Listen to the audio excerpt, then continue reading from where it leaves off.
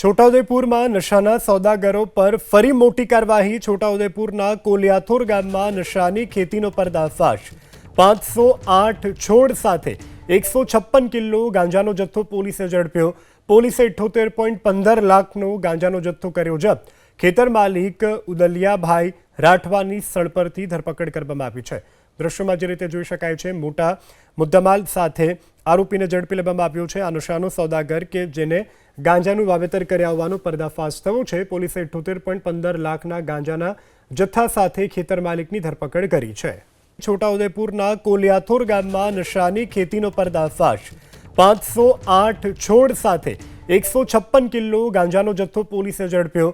પોલીસે 78.15 લાખનો ગાંજાનો જથ્થો કર્યો જપ્ત। ખેતર માલિક ઉદલિયાભાઈ રાઠવાની સ્થળ પરથી ધરપકડ કરવામાં આવી છે।